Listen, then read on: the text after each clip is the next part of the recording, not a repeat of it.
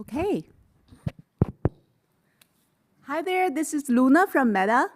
It is my great pleasure to come here to tell you about our recent progress in terms of building the next generation intelligent assistants for wearable devices. So it's a busy world and everyone deserves an assistant. What is a good assistant? So it should be able to follow your instructions. It should know your needs, and so it can serve you possibly even without you asking. It should be very capable, so it can get things done. And they should be knowledgeable, so it teaches you new things. So what is an ideal virtual intelligent assistant? An intelligent assistant should be an agent that knows you, so it can personalize, and the world, so it is knowledgeable. It can receive your requests, so it can serve you in reactive fashion, and predict your needs, so it can serve you in a proactive fashion. And it should provide you the right services at the right time, which is especially important for the proactive services because it should be more of an inspiring and helpful rather than distractive. And all of this should be with your permission. So in terms of the carriers of the intelligent assistants, there are 3 stages. The first stage is chatbot, text in, text out. The second stage is voice assistants. We have been seeing voice assistants for nearly a decade. So the voice assistants could respond to your commands. For example, you could say, hey Siri, set a timer to 7 p.m., and it will add that into the reminders. It can control devices. You could say, I didn't find a reminders list. it is very smart. Okay, I won't. So it can control devices. Hey Alexa, turn off the bedroom lights. This was my most used Alexa feature in the past years. It can also provide you information. You could ask, hey Google, what's the weather? And it will tell you. So just very briefly, the assistant is basically a conversation system.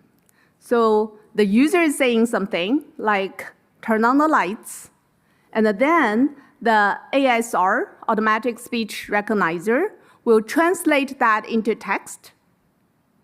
And then the NLU, natural language understanding component, will try to understand the user intent.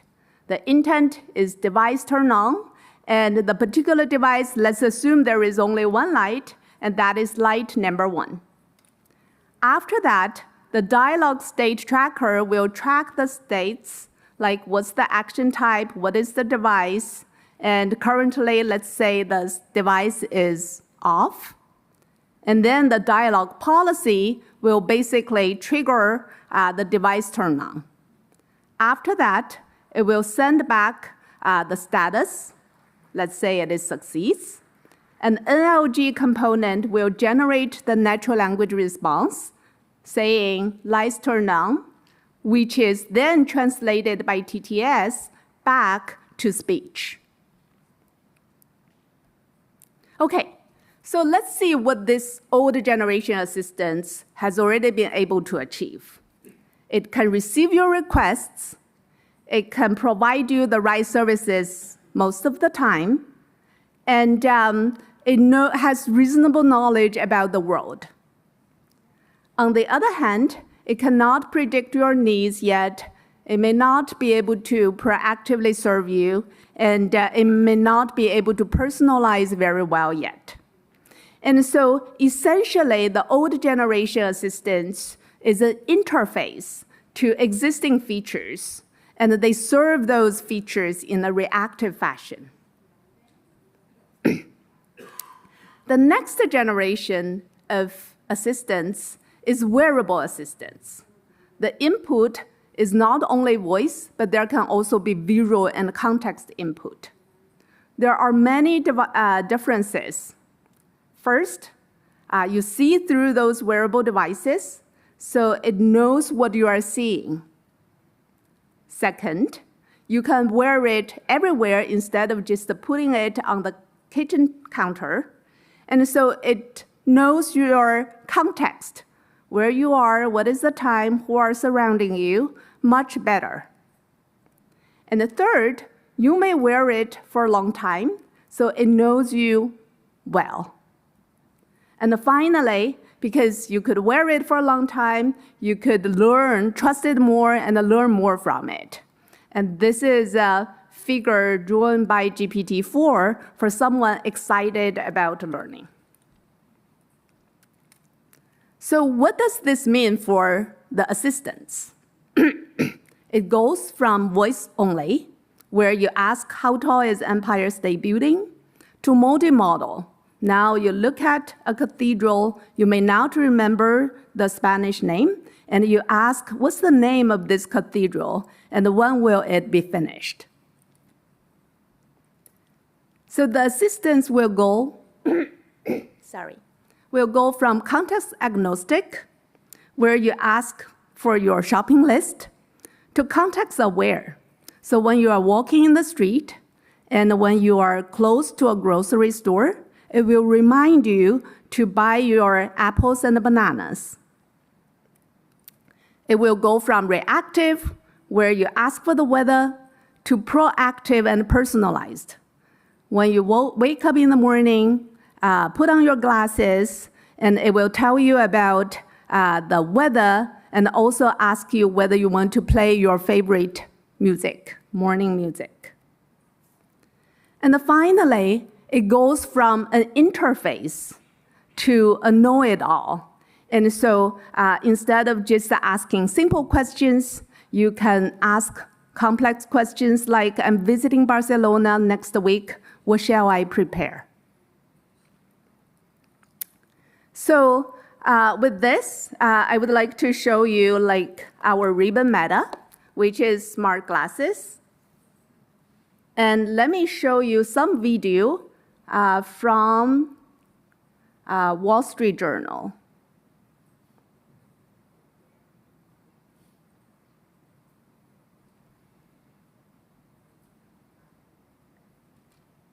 Devices. Generative AI and large language models have created a new way for us to interact with computers. So, we should get new types of computers. Humane put its computer in a $699 pin. Rabbit put its in a $199 square. Meta added AI to its $299 Ray-Ban camera glasses. With all of them, the integrated AI assistants use cameras to see and microphones to hear, and then they try to assist you. Emphasis on try. I ran around with all of these devices and put them through a series of challenges. Luckily, I also took my smartphone. Challenge 1, vision. I don't want to break you. Look and tell me what kind of cat this is. Yes, I needed kittens and puppies for this one. So I visited Baidowi, a pet adoption center in New York City. Using the cameras and large language models, these devices can analyze what you're looking at and answer questions. At least that's the promise. The Humane and Rabbit did know this was a cat, but AI pin is unable to determine the specific breed of the cat. While I'm not able to identify the specific breed, it appears to be a domestic cat. Meta, however... Hey Meta, can you tell me what I'm looking at? The cat appears to be a domestic Shorthair. Meta also had a guess about... Oh, you are cute. My new best friend, Maggie. It appears to be a black and white dog, possibly a Great Dane puppy. But here's the biggest problem with the Humane and the Rabbit. Getting them to work when you need them. It's great timing. If you are referring to service. To be fair, the car finally came. Play Taylor Swift's new album. On it, I'll get the music going for you. This is from 2006. And sadly, none of them can set a timer. Challenge 3, general assistance. Because these are powered by large language models, they can produce some pretty thorough answers. To best care for tulips, it is recommended to fertilize them with bulk. They all take a bit too long to respond to questions, but Meta's responses were some of the strongest and fastest. Rabbit, again, was just a mess. Sorry, Sorry, there was an issue with the Uber service. To be fair, the car finally came. Play Taylor Swift's new album. Okay, I will stop here.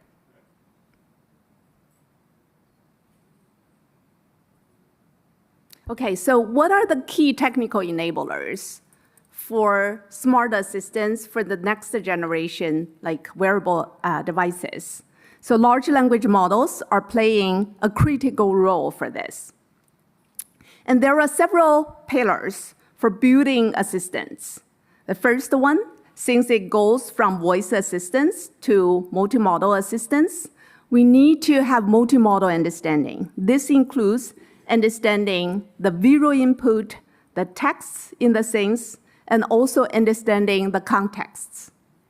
Second, we need the assistants to be knowledgeable, and we want to do knowledge augmentation through the web search, KG, real-time APIs, and also social network. Third, we want the assistants to know you well, so we need personalization, so we can help you remember things in the past and also give you personalized answers for recommendations, questions, and so on. And with all of this, I want to say upfront, when we work with this wearable assistants, we need to always keep in mind the hardware constraints.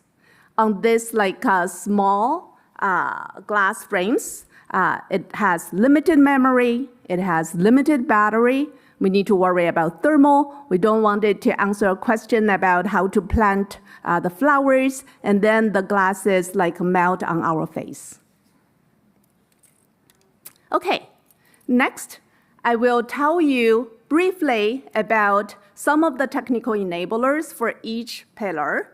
I will start with the core solution for each pillar, and then I will also briefly touch a series of optimizations that make the core solutions work well with high quality. The first one I'm going to talk about is knowledge augmentation.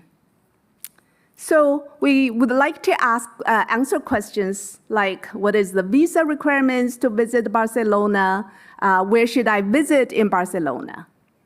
And now we have large language models. How many of you think this is already a solved problem? Some folks. How many of you think this is not solved yet? More hands. And I would say the first meme prevalent last year is large language models can answer all of our questions. So let me give you an example, which asks for the college, sister college of Trinity College, Oxford. And these are the answers from ChatGPT and GPT-4. They give different answers, and none of them is correct. The correct answer is Churchill College from Cambridge. So we want to understand how knowledgeable are large language models. And we first examine the dimension for dynamisms. So we consider the static facts, which never change, like our date of birth, slow changing facts, which could change every couple of years, fast changing facts that could change every couple of days, and real-time facts like the stock price, which could change every second. And with no surprise, large language models do not have the knowledge about the real-time facts or fast-changing facts. The accuracy of question answering by GPT-4 only is quite low. But surprisingly, we even see quite low accuracy for slow-changing facts and below 50% accuracy for static facts.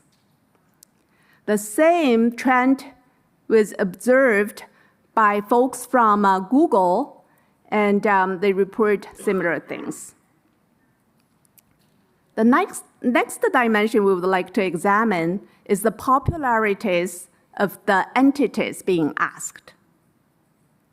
And for For GPT-4, we look at the question answering accuracy for popular entities, we call it head entities, and then for unpopular entities, tail entities, long tail entities.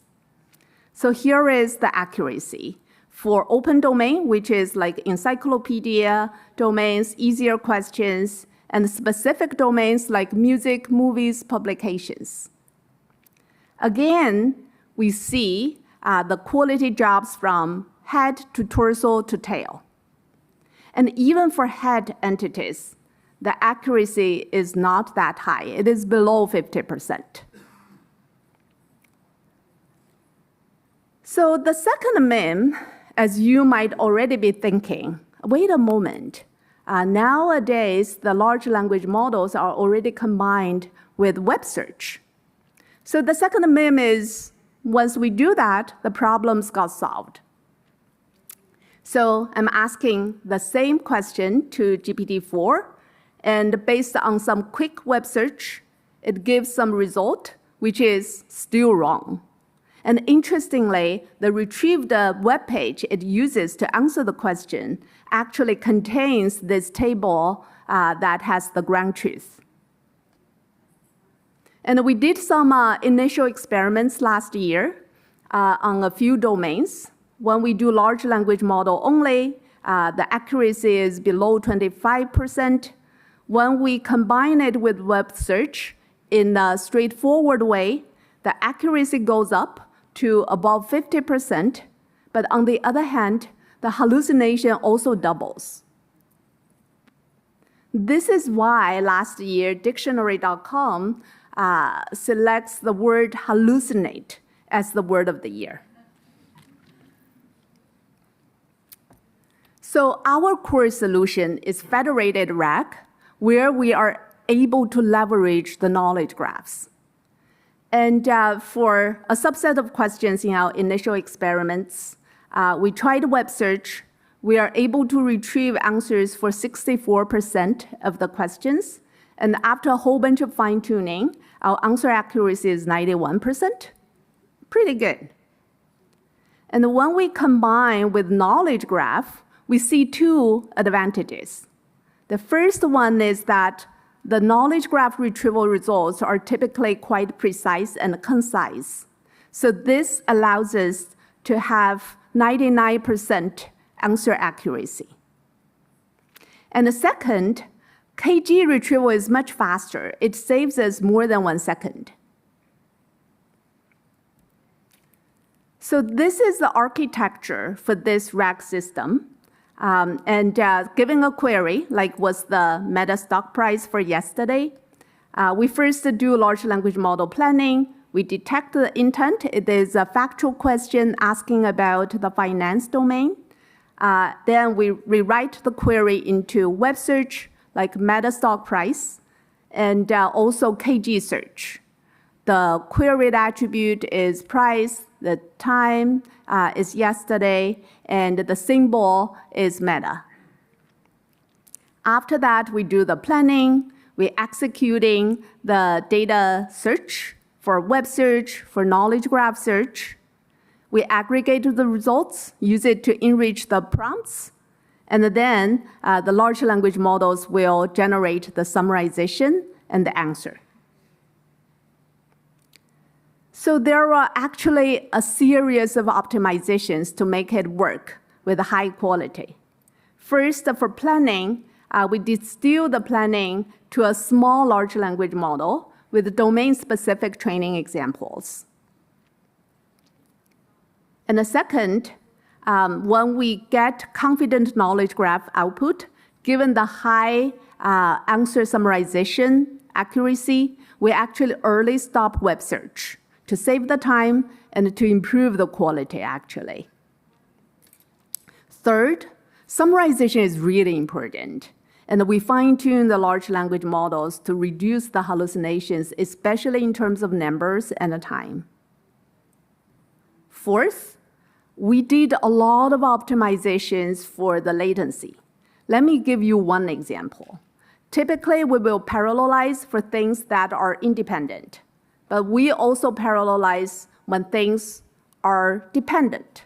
So when we detect the intent, if it is factual, we go through the RAG pipeline. If it is not factual, presumably we go through the large language models directly. But when we get a query, we actually do invoke large language model immediately. And meanwhile, we do the intent detection. If we find it is a factual question, we then stop this chit-chat large language model call. So this would save us the latency in terms of the normal non-factual questions. This is just one example. And finally, finding the right metrics is important. Typically, hallucination is more harmful than saying, I don't know. So we give more penalty for hallucination rate. And our truthfulness metrics is accuracy minus hallucination rate. So we do not just look at the accuracy. So with this, as we can see, the green bar, the accuracy goes up to over 80%. And this does not sacrifice the hallucination rate, the red bar. The yellow bar is the missing rate. So given how important this problem is, we developed this benchmark called CRAG. So this is comprehensive RAG benchmark, and this is used to host the KDD Cup for this year. So we got 2,300 participants, 384 teams who have made 5,600 submissions. And this benchmark paper is listed the Hugging Face Daily Papers, and it gets a lot of media attention. Just very briefly about the benchmark. So the benchmark contains 4,400 QA pairs. And to provide the insights, it covers a diverse set of questions in 4 different dimensions. It covers 5 domains. It has questions for different dynamisms. We see more real-time questions for finance and more fast-changing questions for finance and sports. That's because of the nature of the domains. And then we see more static questions for music, movie, open, and also a lot of slow-changing questions everywhere. We have the questions for head, torso, tail entities. And even more, in addition to the simple fact questions that ask for attributes of an entity, we also include 7 types of complex questions. Questions with conditions, set questions, comparison and aggregation questions, questions that require reasoning, multi-hop questions as an example, and also false premise questions, which has some wrong things in the question itself, and you should not be tricked to answer it. So we provide the retrieval content, which contains web pages, up to 50 web pages for each question from Brave API web search. And we also provide the mock KG and APIs with a 30:1 signal-to-noise ratio. We design the tasks where we allow you to test different components of your RAG system. So this benchmark allows us to see where we are in the RAG journey. So for large language model only, the truthfulness, recall that this is accuracy minus hallucination, is 3 to 20%. Straightforward RAG solutions, as we have already talked about, does not improve it much. The truthfulness score is 9 to 14%. Our KDD Cup winners has improved the truthfulness to 36%. This is a big jump. And this is my first out-of-date advertisement. We had a workshop yesterday for the KDD Cups. And I know you cannot time travel back to yesterday, but I encourage you to check out the paper, the slides that we will be putting in the website. This also allows us to examine our own solution. And we evaluated the state-of-the-art industry RAG solutions, and they got 50% truthfulness. And the caveat here is each industry solution use their own retrieval methods on the whole web and on their own KG data instead of our provided data. So to say a bit more, here are the different systems we have evaluated, and we can see that even the best solution, the perfect rate is only 63%, so there is still a big gap to fill. And we are proud that our system has the lowest latency. The quality, especially if we apply the weight of traffic, is medium. And it also shows a whole bunch of things we can improve. Okay, so next, let's go to the second pillar, multimodal. And this includes visual understanding and syntax recognition. So let's start with visual understanding. If we are looking at a poster asking whether I should attend this event, I would appreciate the advice that this is a good way to save money, so the answer is yes. And if we look at some soup, I would appreciate the answer that about the ingredients in the soup and whether or not it is healthy. Similarly, people without very good eyesight would appreciate a description of the things in front of them. And also, we can make fun. For example, if I'm a renowned art critic, how would I describe this painting? It says it is a large painting with a lot of detail. This is definitely not what I typically would say. And we can also have video input. For this one, it recognizes a man is picking the cards. For this one, it recognizes someone is rinsing the bowl. Oops. So the core solution behind this is called AnyML. And it's any modality augmented large language model. So the input could be of different modalities: image, video, audio, IMU. IMU is the inertial measurement unit, which can tell your movement and your position. It goes through the modality-specific encoders, such as clip and clap. And then it goes through the projection layers, so the embedding is projected to the space for texts. After that, this is concatenated with the text caption, etc., word embedding, and then it goes through the large language models. In pre-training, we will freeze the language model, the word embedding layer, and the modality encoder, and then we will just pre-train the projection layer. There are multiple advantages. First, this can be applied on top of any state-of-the-art language models like Llama, GPT, and so on. Second, we can combine different modalities as the conditional context.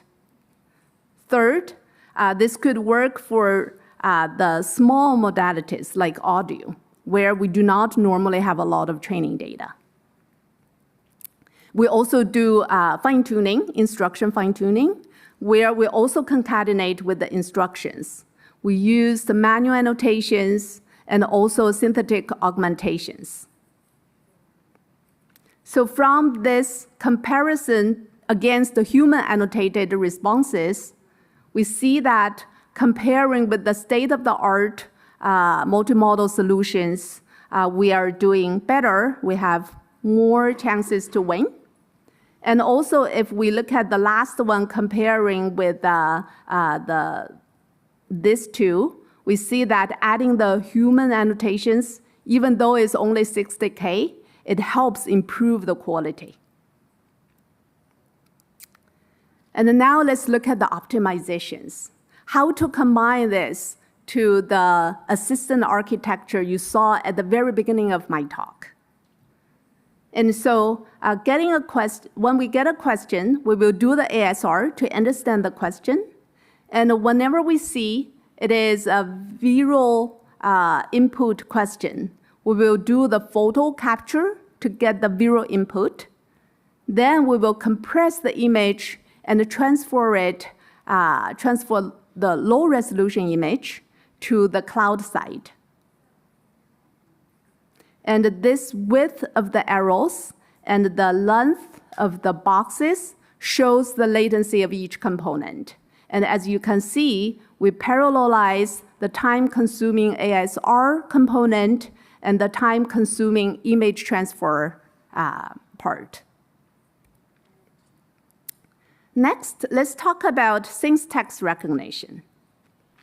And it would be cool if we can point to some word in a poster, in a book, and ask for the meaning. It would be cool if it can summarize a big chunk of text so we do not need to read every word. It will be cool if we do grocery shopping, we pick up a product, and then it can tell us how is this product used. All of this require understanding the texts. You might be wondering, hey, this is a solved problem by OCR, no? And let's first take a look at a picture taken by your cell phone. So there are still some challenges. For example, the text can be of arbitrary shape, the layout can be complex, and there could be multiple languages. Now let's look at a picture taken by wearable devices.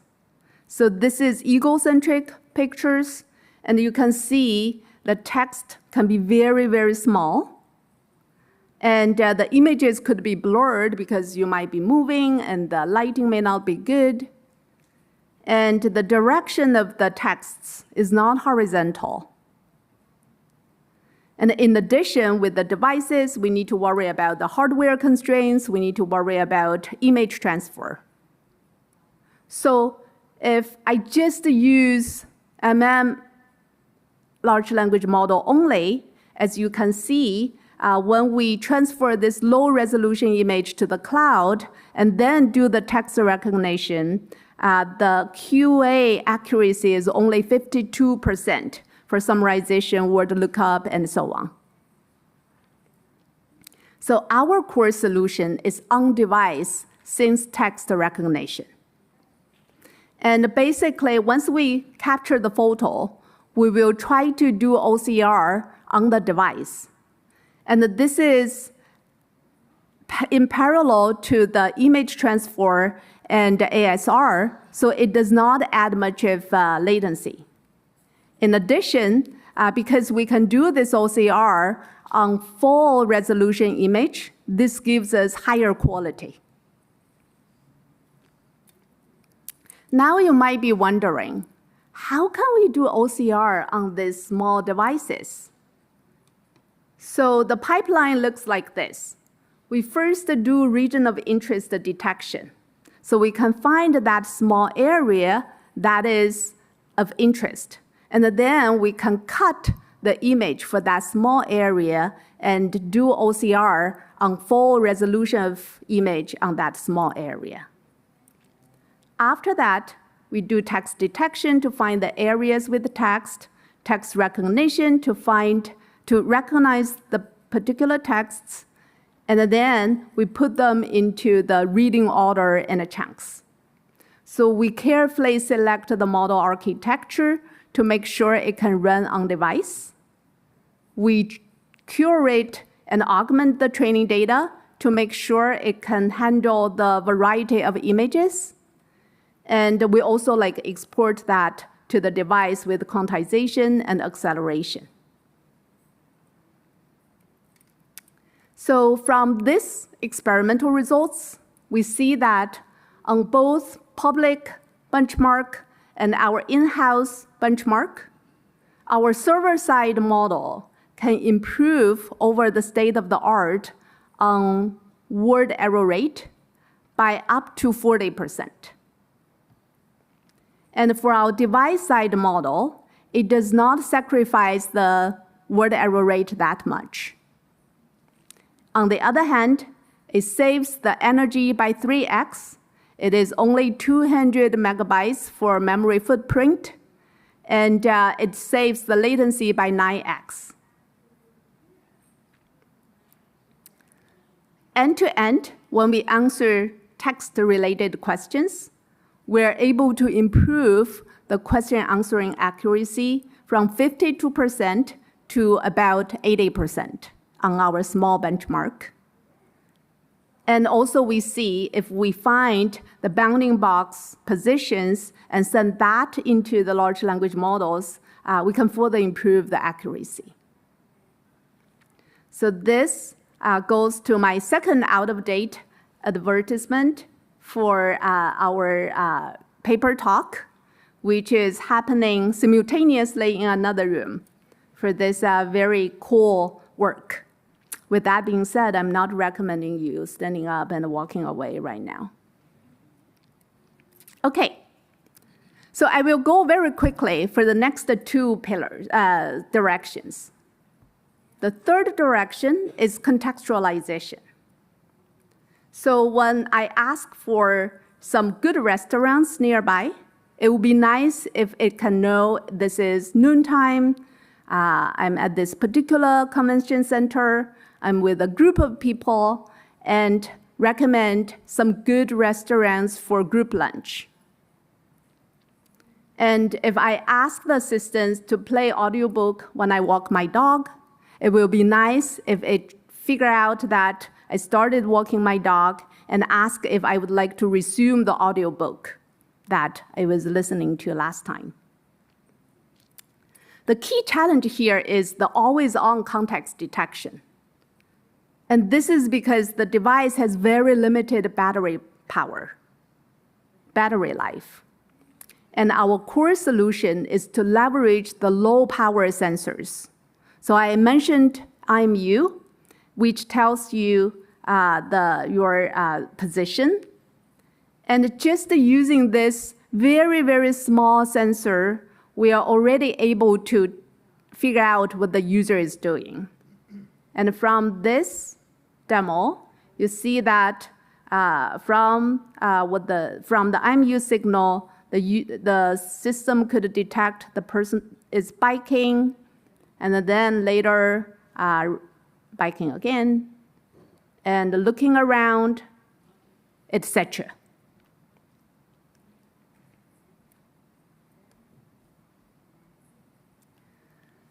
The last direction I will briefly cover is personalization. So the smart glasses is like providing the two sides of one coin.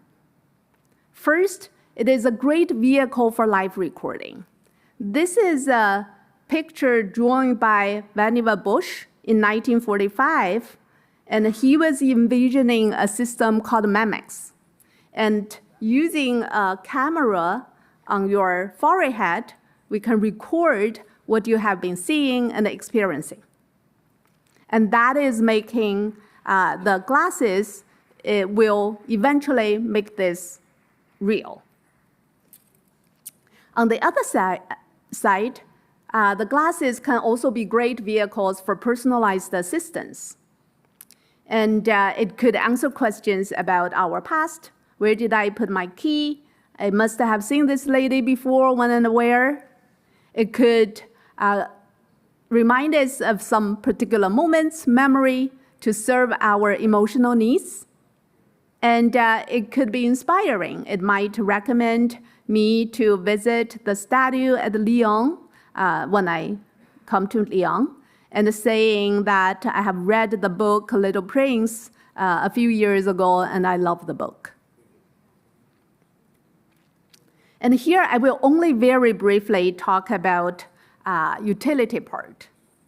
So as I said, we might want to remember the name of the restaurant I saw last time, the floor that I park, and this is basically the core solution is a combination of rec, which search through the user memory, and also the multimodal-based QA. So now we have particular memory image, and then it will answer the question based on that memory image. And where would the memory come from? We can do always-on streaming. It's extremely resource-consuming. We can detect the events. For example, we can memorize something whenever we see some texts, and that would require always-on context detection. And certainly, we can also do the memorization when the users explicitly ask, remember where I parked. And this will be reused the same pipeline that I mentioned before and putting those things into the memory index. And there could be a lot of research to make all of these real. Okay, so now we have seen all of these good potentials.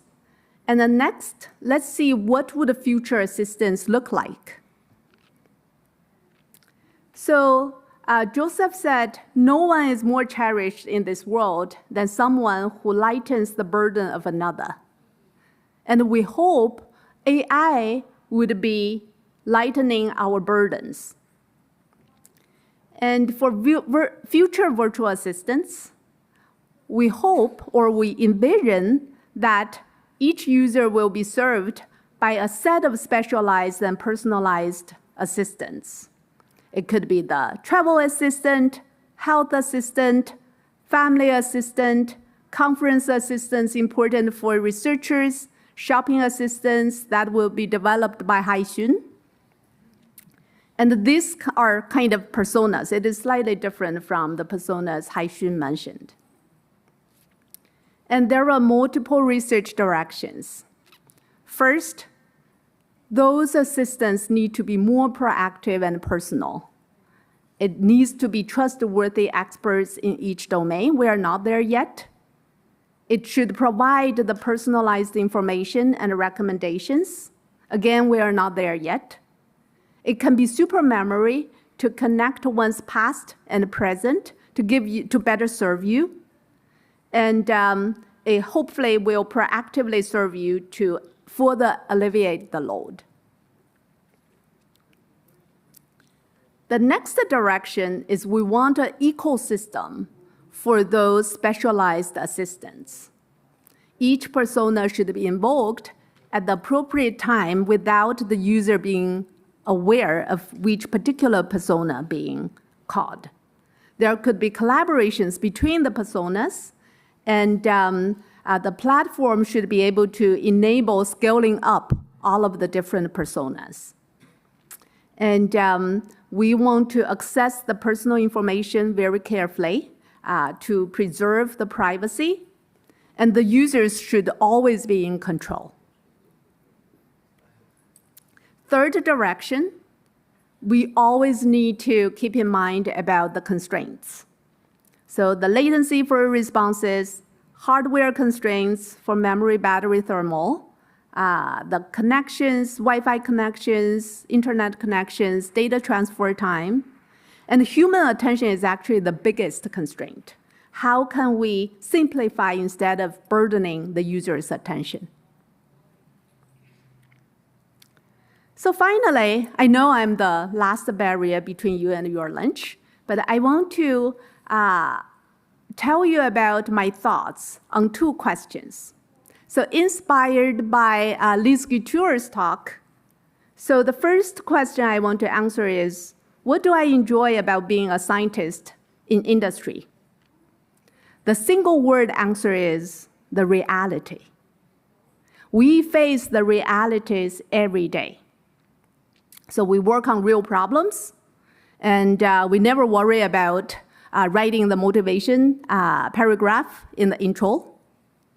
And we have a lot of challenges because we have the real challenge from the high launch bar. The quality oftentimes it asks to be above 90%. Just to remember how many of your papers has over 90% accuracy. And the latency needs to be low. And if that is not challenging enough, we also have the challenges from the tight constraints on the resources. So it's never hard to write what are the challenges in your intro section. We have the real metrics to understand the end-to-end quality, the user satisfaction, as well as the business impact. And we have real data in the wild for evaluations. You don't need to worry about whether the data is good in your experiment section. And finally, very importantly, we have the real craving for simple solutions. So we want to avoid unnecessary complications. And in a sense, we're never afraid of high-performance baselines or SOTA solutions. If they already work very well, we implement them and launch the products. And if they are not good enough, we go to do the innovations. The next question I want to answer is, why do I still appreciate the scientific approaches in product launches? And this is not to talk about the scientific explorations, innovations, which are super important to bring us to next generations of products. But let's talk about the scientific approaches. And the single word answer is the thoroughness. So we need to do thorough literature understanding. So we make sure we build upon the best solutions. We need to do thorough experimental study. So we ensure the best launches, high quality.